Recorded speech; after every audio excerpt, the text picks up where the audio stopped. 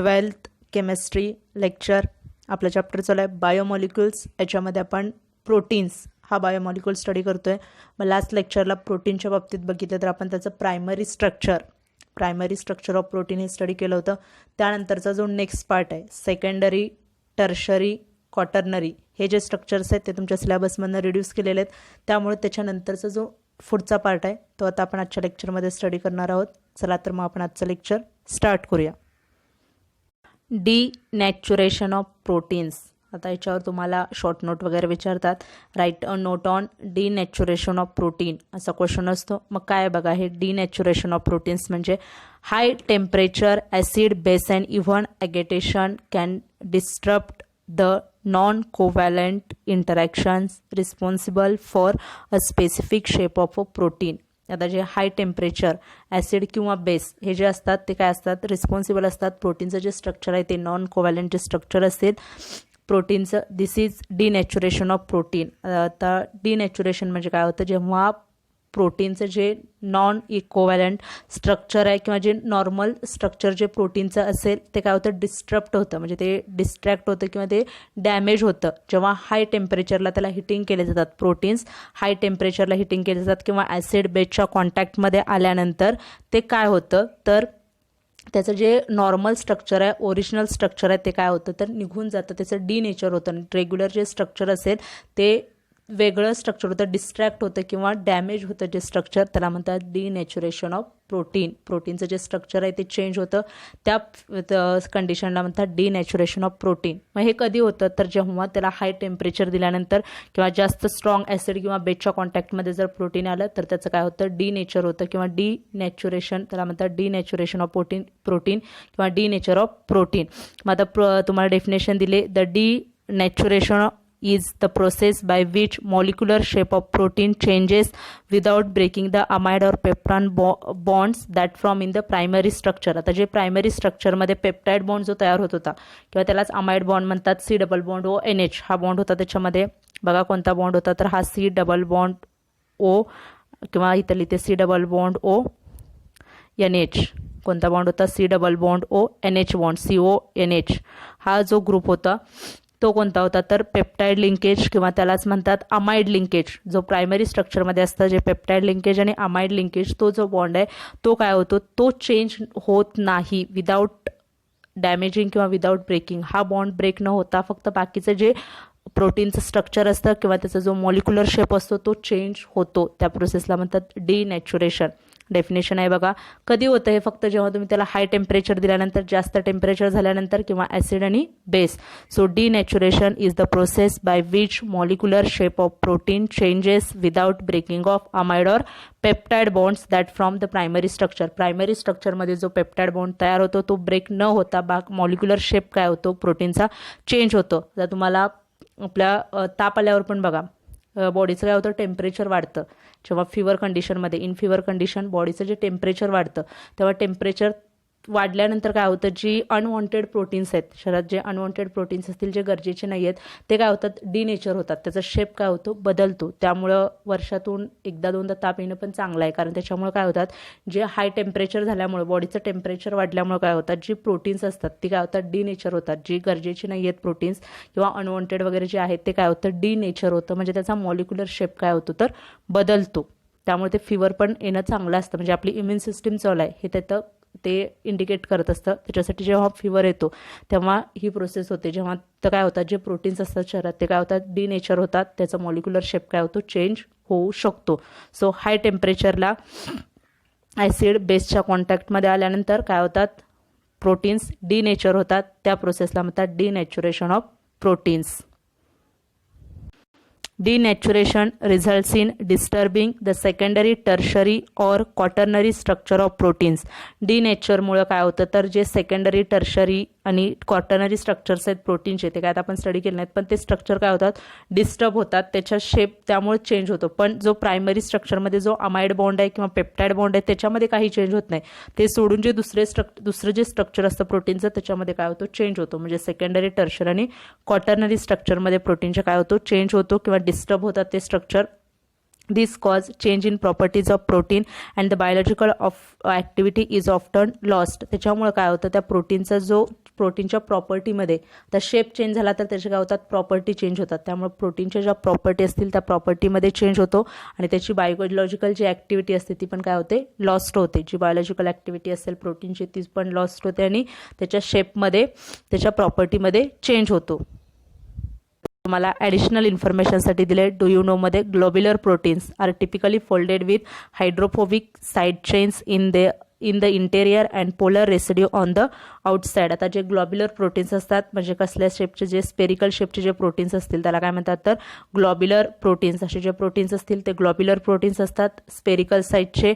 मग हे टिपिकली काय होतात, फोल्ड कॉइल्ड स्ट्रक्चर असतं हे किंवा फोल्डेड स्ट्रक्चर. त्याच्यामध्ये हायड्रोफोबिक साईड, तर हायड्रोफोबिक म्हणजे काय असणार, हायड्रो म्हणजे वॉटर, फोबिक म्हणजे हेटिंग. वॉटर हेटिंग जे साईट असेल त्यालाच म्हणतात non polar site. Water hating, hydrophobic किंवा नॉन पोलर असे शब्द तिथे वापरू शकता तुम्ही. So hydrophobic side chains in the interior, आतल्या साईडला काय असतं, हायड्रोफोबिक साईड चेन्स असते. आणि जो पोलर रेसिड्यू असेल म्हणजे हायड्रोफिलिक हेड किंवा हायड्रोफिलिक रेसिड्यू किंवा पोलर किंवा त्याच्यासाठी वॉटर लिव्हिंग, जे वॉटर लिव्हिंग असतील ते काय असतात, बाहेरच्या साईडला असतात. सो इंटेरियरला काय असणार आहेत, आतमध्ये हायड्रोफोबिक, वॉटर हिटिंग आतल्या साईडला असतात आणि बाहेरच्या साईडला पोलर किंवा रेसिड्यू असतील. So polar residue on the outside म्हणजे hydrophilic and thereby are water soluble. त्यामुळे हे काय असतात, वॉटर सोल्युबल. तर ग्लोब्युलर प्रोटीन आपल्याला माहिती आहे वॉटर सोल्युबल असतात. आपण टाईपमध्ये पण बघितले ग्लोब्युलर आणि दुसरे होते तर फायब्रस प्रोटीन, हे टाईपमध्ये बघितले. मग आता हे काय असतात, वॉटर सोल्युबल असतात.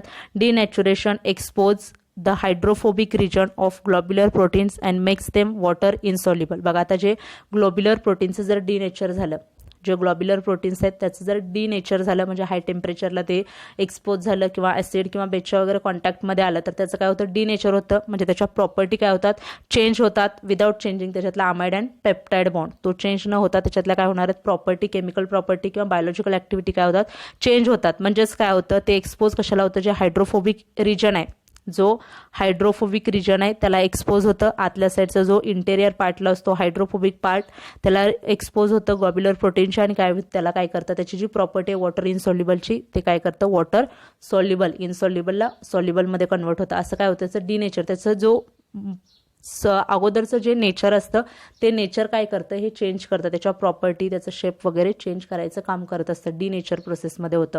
मग इथं पण बघा जे हायड्रोफोबिक होतं म्हणजे वॉटर इनसॉल्युबल होता पार्ट, तो काय होतो तर वॉटर सॉल्युबल जो पार्ट होता, वॉटर सॉल्युबल जो पार्ट होता, कारण बाहेरच्या साईडला पोलर रेसिड्यू असतो त्यामुळे ते काय होतं, वॉटर सॉल्युबल असतं. मग डिनेचर प्रोसेसमध्ये काय होतं, वॉटर इनसॉल्युबल होतात. Globular proteins makes them water insoluble, त्यांना ते काय करतं, वॉटर इनसॉल्युबल करतं. मग खाली तुम्हाला डायग्राम पण दाखवले डिनेचरमुळे. आता कॉइल्ड ग्लोब्युलर प्रोटीन आहे, डिनेचर झाल्यावर बघा त्याचा शेप कसा होतो. असं आपलं तुम्हाला लॉंग हे लूज कॉइल शेप, एकदम लूज झाल्यासारखं ते दिसतं आणि लूप्स त्याचे जे लूज दिसतात. आणि हे काय तर कॉइल्ड स्ट्रक्चर आहे आणि हे एकदम लूज झाल्यासारखं स्ट्रक्चर दिसतं. असं डिनेचर प्रोसेसमध्ये होऊ शकतं. कॉइल्ड ग्लोब्युलर प्रोटीनपासून लूज कॉइल्ड स्ट्रक्चर किंवा लूप्स असे डिनेचरमध्ये काय होतं, फक्त त्याचा शेप जो असेल तो शेप काय होतो, चेंज होतो. म्हणजे सेकंडरी, टर्शरी वगैरे स्ट्रक्चर्स असतात त्याच्यामध्ये चेंज होतो. प्रायमरी स्ट्रक्चर आहे तसं राहतं त्याचं, म्हणजे त्याच्यात जो पेप्टाइड बॉन्ड आहे, अमाइड बॉन्ड आहे तो चेंज होत नाही. मग ते शेप चेंज झाल्यामुळे त्याची बायोलॉजिकल ॲक्टिव्हिटी पण काय होते, काही ठिकाणी लॉस्ट होते, त्याच्या प्रॉपर्टीमध्ये चेंज होतो. इतकं याच्यामध्ये तुम्हाला लिहावं लागेल. याच्यावर जर क्वेश्चन पडला तर शॉर्ट नोटसाठी पडतो question, D nature of proteins. आता प्रोटीन बायोमॉलिक्युल्स नंतरचा नेक्स्ट बायोमॉलिक्युल आहे एन्झाईम्स. बघा आता आपण बायोमॉलिक्युल्समध्ये पहिल्यांदा बघितले कार्बोहायड्रेट्स, त्यानंतर प्रोटीन्स आणि नंतरचं काय तर एन्झाईम्स.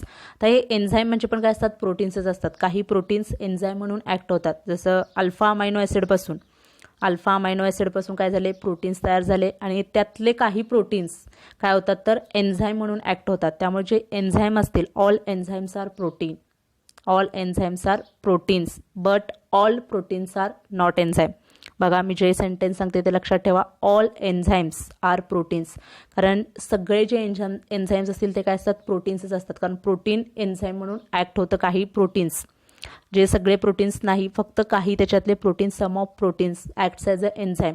सो ऑल एन्झाईम्स, त्यामुळे हे वर्ड लक्षात ठेवा व्यवस्थित sentence, all enzymes are proteins but all proteins are not enzyme, पण सगळे प्रोटीन्स एन्झाईम नसतात, त्यातले थोडे प्रोटीन्स काय असतात, एन्झाईम्स असतात. मग ह्याच्यामध्ये पण प्रॉपर्टी एन्झाईमची आपण स्टडी करूया. आता खाली तुम्हाला रिकॉलसाठी सांगितलं बघा, which parameter equilibrium constant or activation energy decide the rate of chemical reaction. तर जेव्हा कोणता डिसाईड करतं रेट ऑफ केमिकल रिॲक्शन, तर कॅटलिस्ट. मग आता हे एन्झाईम्स काय होतात, बायोलॉजिकल ज्या ॲक्टिव्हिटी असतात, बायोलॉजिकल म्हणजे डायजेशन वगैरे ज्या प्रोसेस असतात त्याच्यामध्ये हे एन्झाईम्स बायोकॅटलिस्ट म्हणून ॲक्ट होतात. ज्या फिजिओलॉजिकल प्रोसेस होतात त्याच्यामध्ये हे एन्झाईम यूज केले जातात बायोकॅटलिस्ट म्हणून. म्हणजे काय करतं हे काम, तर रिॲक्शनचा जो फिजिओलॉजिकल रिॲक्शन होतात त्याचा रिॲक्शनचा रेट वाढवण्याचं काम एन्झाईम करत असतात. जसं कॅटलिस्ट नॉर्मल केमिकल रिॲक्शनचा रेट वाढवायचं काम करतं, तसं हे बायोलॉजिकल ज्या फिजिओलॉजिकल किंवा बायोलॉजिकल ज्या प्रोसेस होतील त्याचं रेट वाढवण्याचं काम कोण करत असतात, तर एन्झाईम्स.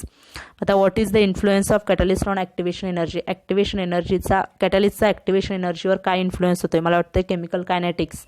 ह्याच्यामध्ये मी तुम्हाला सांगितलं काय करतं catalyst, role play. Effect of catalyst आपण त्याच्यामध्ये स्टडी केले.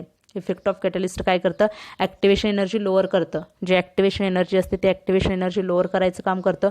मग ती एनर्जी लोअर केल्यामुळं रिॲक्टंट मॉलिक्युल काय करतात, तो जो एनर्जी बॅरियर आहे, जो एनर्जी बॅरियर इझिली काय होतात, पास होतात. सगळे रिॲक्टंट मॉलिक्युल काय होतात, प्रोडक्टमध्ये कन्वर्ट होतात. त्यामुळं कॅटलिस्ट यूज केल्यामुळं काय होतं, रिॲक्शन फास्ट होते. कॅटलिस्ट ॲक्टिवेशन एनर्जी लोअर करतं. विदाउट कॅटलिस्ट समजा ॲक्टिवेशन एनर्जी 70 असेल, हेच मग तुम्हाला झालं असणार आहे क्लिअर त्याचवेळी जेव्हा केमिकल कायनेटिक्स आपण बघितले तेव्हा. विदाउट कॅटलिस्ट जर ॲक्टिवेशन एनर्जी 70 किलोजूल असेल तर कॅटलिस्ट यूज केल्यानंतर आता ती 70 kilojoule catalyst without catalyst activation energy. मग जेव्हा ॲक्टिवेशन एनर्जी म्हणजे काय असतं, मिनिमम एनर्जी किंवा थ्रेशोल्ड एनर्जी ऑफ रिॲक्टंट किंवा मॉलिक्युलची जी एनर्जी असते ती एनर्जी, हा एनर्जी पास केल्याशिवाय मॉलिक्युल्स रिॲक्टंट जे मॉलिक्युल्स आहेत ते प्रोडक्टमध्ये कन्वर्ट होत नाहीत. प्रोडक्टमध्ये कन्वर्ट होण्यासाठी ती मिनिमम एनर्जी लागते. मग ती मॉलिक्युल्समध्ये एनर्जी कधी येते, जेव्हा मॉलिक्युल्स एकमेकांवर कोलाईड होतात किंवा कोलिजन्स होतं, मॉलिक्युलमध्ये कोलिजन होतं, मॉलिक्युल एकमेकांमध्ये कोलाईड होतात किंवा एकमेकांवर आदळतात, तेव्हा काय होतं, त्यांच्यामध्ये एनर्जी क्रिएट होते. मग ती एनर्जी किती व्हायला पाहिजे, 70 किलोजूल, 70 किलोजूल प्रत्येक मॉलिक्युलमध्ये जेव्हा क्रिएट होईल तेव्हा ते काय होतात, प्रोडक्टमध्ये कन्वर्ट होतात.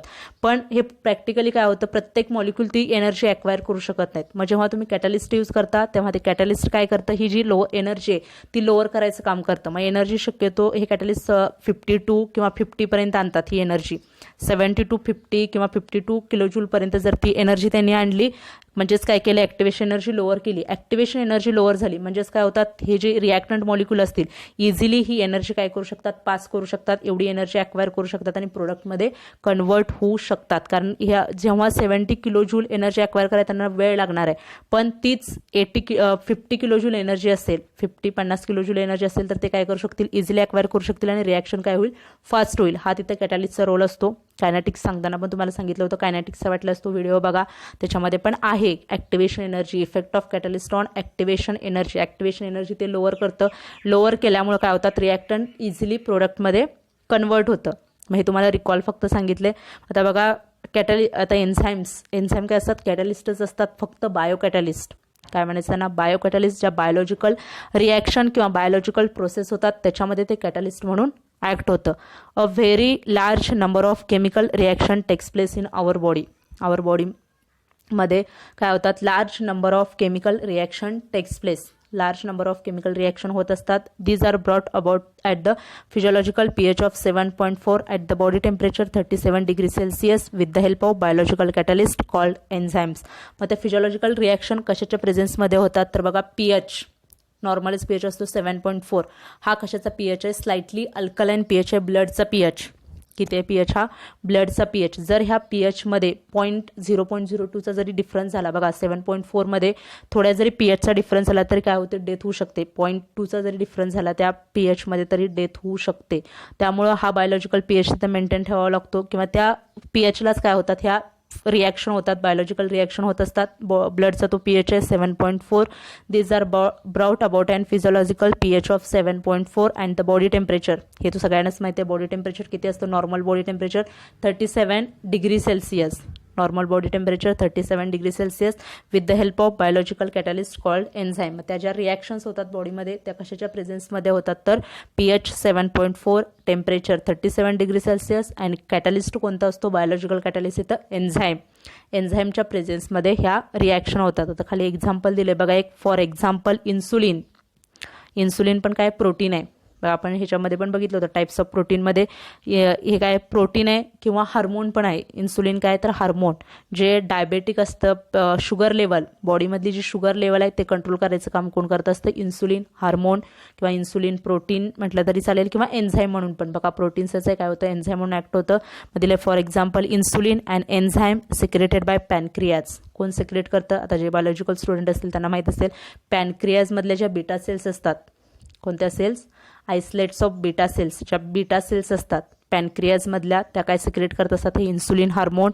त्याच्यामुळं काय होतात जे बॉडीमध्ये शुगर असते शुगर लेवल काय राहते कंट्रोलमध्ये राहते. कंट्रोल ब्लड शुगर लेवल ते काय करत असतं ब्लड शुगर लेवल कंट्रोल करायचं काम करतं. मग हार्मोन पण आहे बघा इन्सुलिन प्रोटीन पण आहे आणि एन्झाईम पण आहे. मग इथं काय म्हणून मी तुम्हाला स्टार्टिंगला शब्द सांगितला all enzymes are protein but all proteins are not enzyme. सगळे प्रोटीन एन्झाईम नसतात. त्यातले सम ऑफ देम प्रोटीन्स काय असतात एन्झाईम्स असतात. जसं की इन्सुलिन आहे. मग इन्सुलिन कोण सिक्रेट करतात पॅनक्रियाजमधल्या ज्या बीटा सेल्स असतात त्या सिक्रेट करत असतात.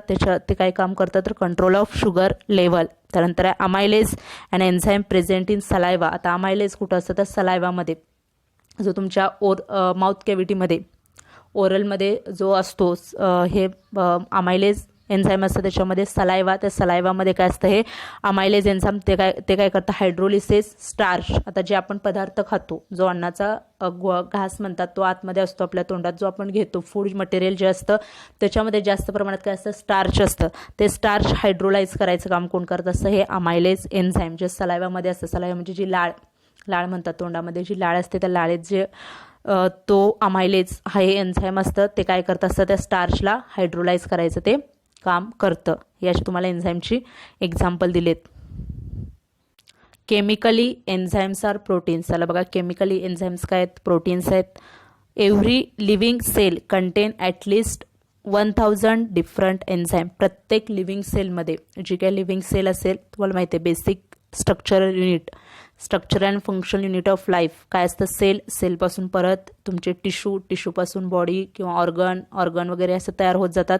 त्यामुळे बेसिक जे लाईफचं युनिट आहे बेसिक युनिट ऑफ लाईफ काय असतं सेल. मग प्रत्येक त्या सेलमध्ये every living cell contains at least 1000 different enzyme. प्रत्येक लिव्हिंग सेलमध्ये किती डिफरंट एन्झाईम असतात तर 1000 different enzyme. Most enzyme catalyses only one reaction or one group of similar reaction.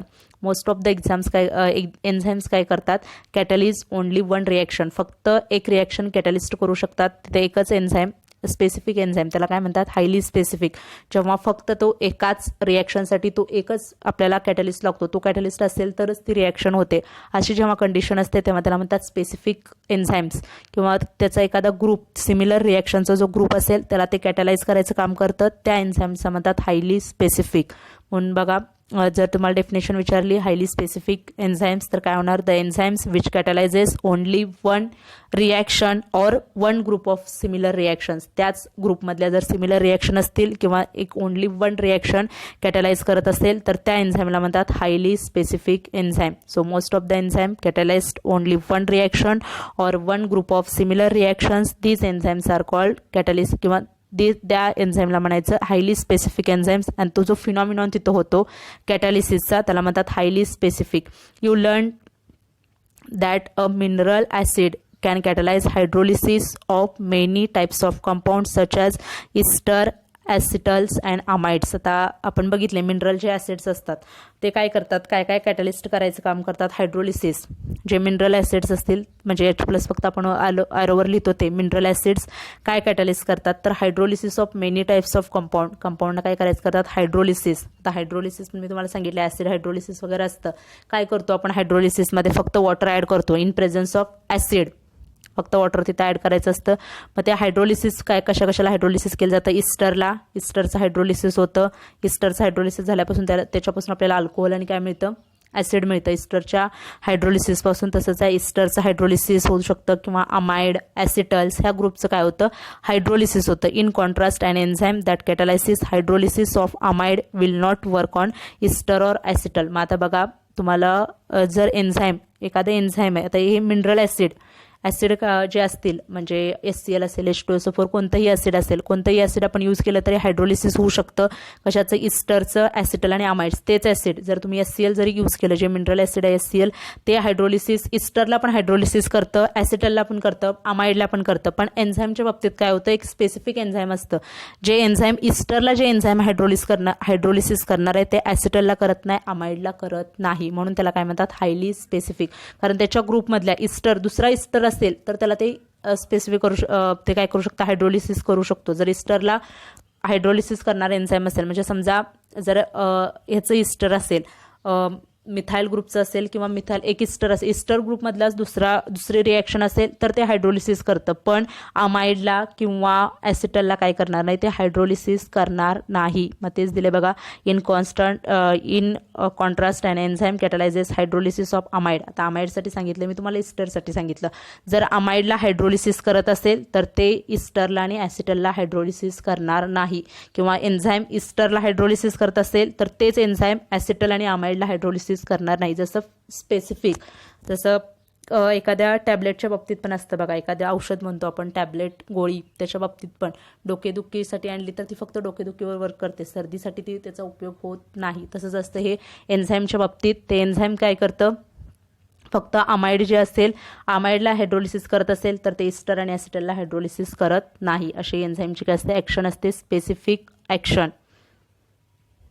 आता हा जो मेकॅनिझम आहे मेकॅनिझम ऑफ एन्झाईम कॅटलायसिस म्हणजे एन्झाईमची ॲक्शन कशी होते स्पेसिफिक ॲक्शन किंवा एन्झाईम त्या पार्टलाच कसं काय अफेक्ट करतं किंवा तिथंच त्याची कशी ॲक्शन होते. जसं की आता आपण बघितलं जर अमाइडला हायड्रोलिसिस करणार एन्झाईम असेल तर ते इस्टरला आणि ॲसिटल ग्रुपला हायड्रोलिसिस करत नाही, फक्त तेवढ्यासाठीच कशी काय त्याची ॲक्शन असते. हे एक मेकॅनिझम आहे त्याचा मेकॅनिझम ऑफ एन्झाईम कॅटलिसिसचा. त्याला म्हणतात लॉक अँड की मेकॅनिझम किंवा लॉक अँड की हायपोथेसिस.